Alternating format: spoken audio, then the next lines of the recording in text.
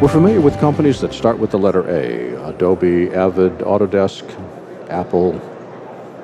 But where does Filmlight fit in? Filmlight is an incredibly powerful, well, wait a minute. I've got the lead developer for Filmlight right here. Martin Telascal is head of development for Filmlight. Martin, thanks for joining us today. Thanks a lot, Larry. Tell us what Filmlight is.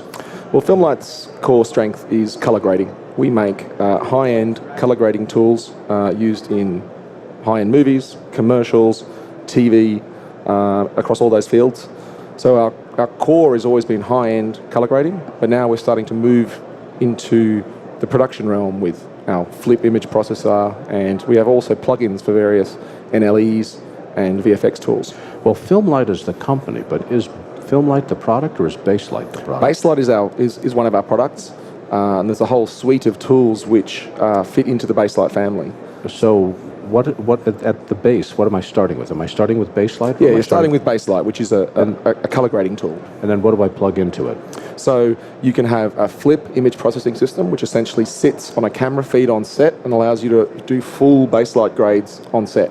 Stuff like with secondaries, shapes, vignettes, grain on to be set. added on set. So most on-set stuff is based on CDL, which is a very useful standard, but doesn't really allow you to do the full grading richness which you would do in a suite. Now, time out. Use the word I don't know. CDL. Color decision list. It's a way EDL for color. Basically. That's very cool. Yeah, I've never heard of that before. Indeed, and it's got a lot of traction, and it's very, very useful as a base standard for representing a basic color grade.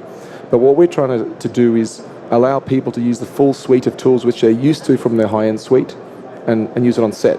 So Flip is one example. We also have the same philosophy in plugins for various non-linear editors like Final Cut Pro, like for Avid, VFX tool we've just in beta for Baselight for Nuke. And the whole goal for all these tools is to allow your color correction to be visible throughout the production process. So rather than having to wait to the very last step and then you're surprised at the results, exactly right. You're able to make adjustments throughout exactly. the entire... I mean, people want to collaborate, right?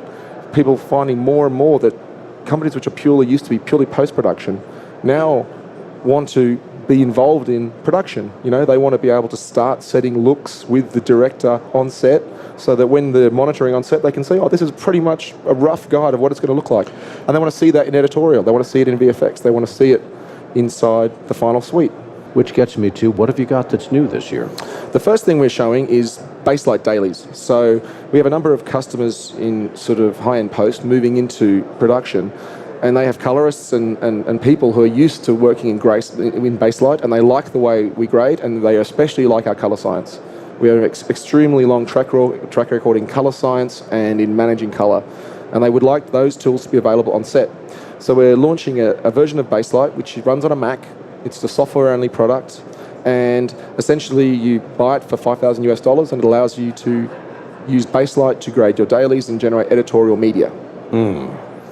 That was the first, but you said that as though there's more than one. Yes, we're also showing the latest version of our Baselight for Avid and Baselight for Nuke tools, and we've got quite an interesting technology which people are really responding to. It's called the Baselight lens.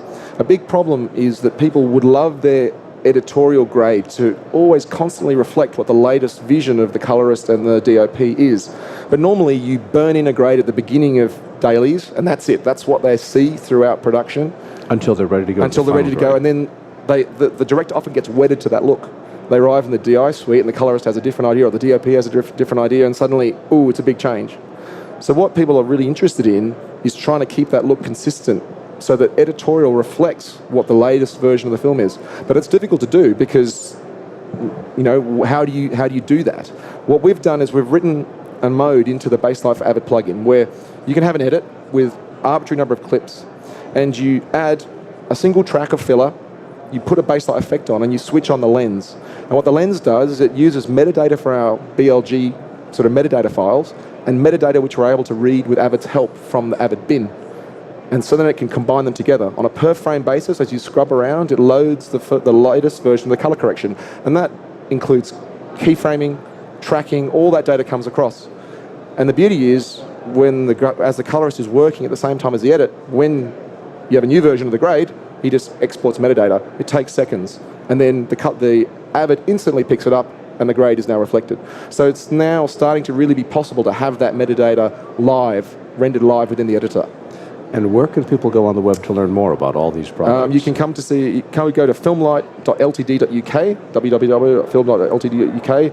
That's all one word, www.filmlight, filmlight.ltd.uk. And Martin Telaskal is the lead developer for Filmlight. Martin, thanks for joining us today. Thanks very much, Larry.